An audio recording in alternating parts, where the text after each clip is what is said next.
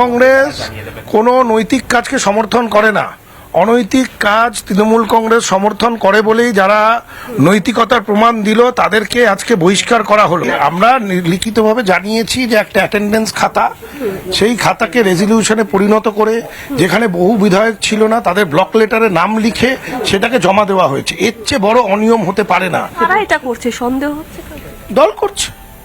দলের সাধারণ সম্পাদককে গিয়ে জিজ্ঞাসা করুন, তিনি তো এই রেজলিউশনটা ফরওয়ার্ড করেছেন মাননীয় অধ্যক্ষর কাছে, তাকে গিয়ে জিজ্ঞাসা করুন। যখনই দলের মধ্যে বিভিন্ন মিটিংয়ে ডেকেছে, আমরা কথা বলতে চেয়েছি, আমাদের কথা শোনেনি, কোনো আলোচনায় যেতে চায়নি দল। কিছু বললেই বলে টুইট করেছি দেখে নাও, কথা বলতে গেলেই বসিয়ে দেওয়া হয়। এই দমবন্ধ পরিবেশে আমরা থাকতে পারবো না। বাহারুল ইসলাম সে বেচারা তার বাড়িতে ছিল, আর সে বাড়িতে ছিল আর তার একটা সিগনেচার হয়ে গেল। এটা কতটা ভয়ানক এটা বুঝতে হবে। সতীবাসনা সাহা বলছেন যে কতটা ভয়ঙ্কর, কতটা ভয়াবহ, কতখানি অনৈতিক এটা। এই অনৈতিকতাটাকে তৃণমূল কংগ্রেস সমর্থন করে না, তাহলে কারা সমর্থন করলো? দল। মানে সন্দীপন কি বলতে চাইছেন? সন্দীপন তৃণমূল কংগ্রেস, আর বাকি যারা সমর্থন করছে তারা তৃণমূল কংগ্রেস নয়।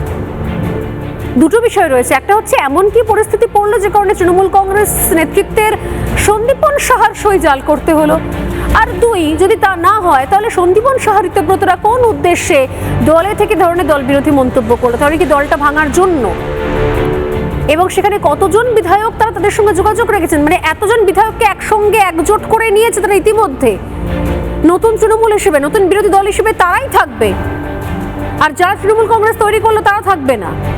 আমি জানি না যে আসলে কর্মফল নাকি অদ্ভুত রকম রিফ্লেকশন। কাদেরকে প্রশ্রয় দেওয়া হয়েছিল এতদিন পর্যন্ত মমতা বন্দ্যোপাধ্যায়, কাদেরকে এতদিন পর্যন্ত ক্ষমতা দায়িত্ব পদ দিয়ে এসছেন, টিকিট দিয়ে এসছেন, বোধহয় চিনতে পারেননি।